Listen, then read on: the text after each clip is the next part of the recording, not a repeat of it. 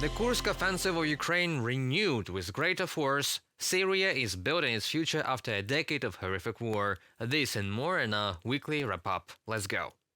The Ukrainian armed forces launched a precise attack on the Russian army command post in Mar'yina, Kursk Oblast, the General Staff reported on January 2nd. These strikes aim to weaken Russia's capability and determination to perpetrate terrorist acts against Ukrainian civilians, stated the General Staff of Ukraine. They also emphasized that measures were taken to minimize risks to civilians in the vicinity. The attack targeting the 810th Russian Brigade caused significant losses, according to Andriy Kovalenko, head of Ukraine's Counter-Disinformation Center. This strike follows Ukraine's August 6 incursion into the territory of Kursk Oblast of Russia, where Ukrainian forces initially gained control over 1,000 square kilometers. Although half of this area has since been recaptured by Russia in offensive operations, fighting in the region remains intense with widespread use of North Korean infantry.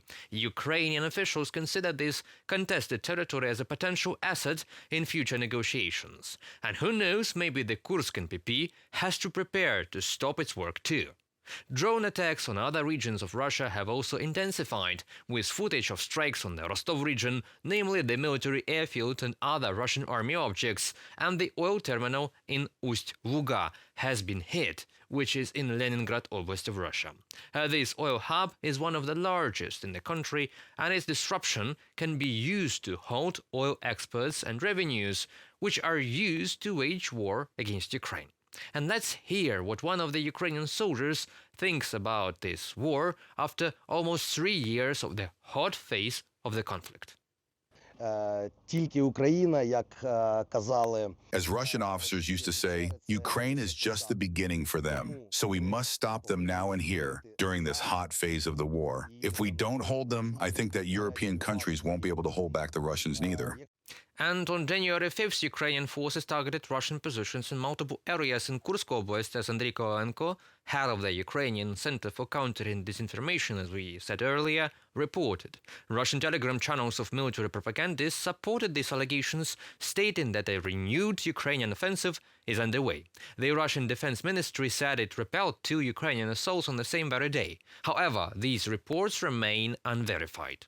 Roman Alyokhin, a Russian pro-war blogger and former advisor to Kursk Oblast governor, claimed that Ukrainian forces advanced northeast of Sudzha toward Большое Soldatskoye settlement using armored vehicles of Western production and demining equipment. He also increased Ukrainian activity in other parts of the Kursk Oblast, and Andriy Yermak, head of the President's Office of Ukraine, wrote on Telegram, "Kursk Oblast, good news. Russia is getting what it deserves." Let's hope for the success of this operation and valuable results provided. Syria is returning to what we can call a normal life, with French and German foreign ministers visiting the country right after the Ukrainian foreign minister Sybiha was there first. This comes as the new de facto leadership of the country is trying to stop chaos in Syria caused by the decade-long civil war. Many freedoms have already been restored, including religious ones for Christians and Sunni Muslims. At least we see those movements. International flights are to be restored from the Damascus airport soon. French Foreign Minister Jean-Noël Barrot and German Foreign Minister Annalena Baerbock visited Damascus, marking the first high-level visit by Western powers to Syria since the ousting of Bashar al-Assad last month. The trip aimed to discuss Syria's future on behalf of the EU. One of the minister's first stops was the prison near Damascus, a site synonymous with atrocities under Assad regime. Following the fall of his rule, more than 4,000 detainees were reportedly to set free from Sednaya after rebels captured Damascus on December 8th. Speaking the French embassy in Damascus, Barrot expressed hope for a sovereign, stable and peaceful Syria. While optimistic, he acknowledged the fragility of these aspirations. Barrot also called for a political resolution with Kurdish authorities in northeastern Syria, emphasizing their integration into the country's transition process. A political solution must be reached with France's allies, the Kurds, so they can fully participate in Syria's new political chapter, Barrot stated. He also urged the new rulers to collaborate with international chemical weapons inspectors to dismantle stockpiles left by the Assad regime, since the Islamist-led Hayat Tahrir al-Sham, HTS, ousted Assad. The group has attempted to reassure both Arab nations and the international civilized community of its intention to govern inclusively. While Western governments have cautiously reopened communication channels with HTS, debate continues regarding its designation as a terrorist organization still, as they are de facto a ruling force in Syria and for now intend to diversify and rebuild the country in partnership with world democracies.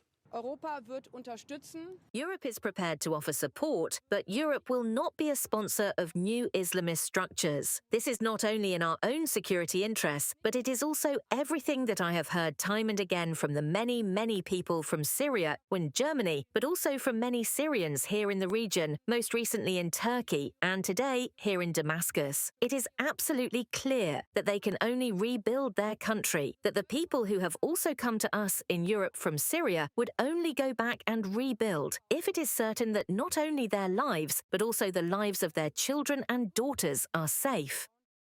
Baerbock stressed that EU support would not extend to financing Islamist governance structures, reiterating the need for modernization and inclusivity in Syria's leadership. She warned against acts of vengeance, delays in elections, and attempts to Islamize judicial or educational systems. Syria's new authorities have already begun revising school curriculums, removing nationalistic content and incorporating Islamist perspectives. Changes include altering references to religious minorities and removing some secular symbols from textbooks, as reported.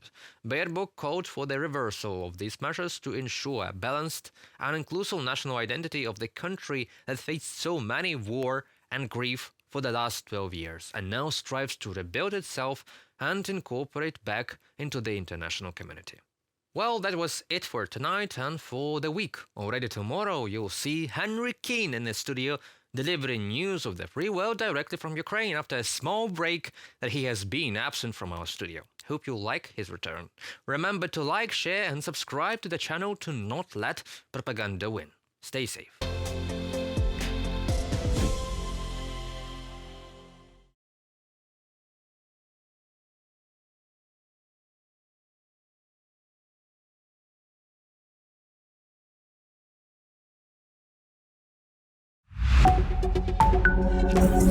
In the Kursk region of the Russian Federation, the armed forces of Ukraine attacked Russian troops from several directions, the head of the Center for Countering Disinformation, Andriy Kovalenko, said. According to him, the Russians are in great distress, because this came as a surprise to them. The defense forces are working. According to Russian sources, Ukrainian forces are advancing towards the village of Velikosoldatske from the city of Sudzha. However, there is no official information yet.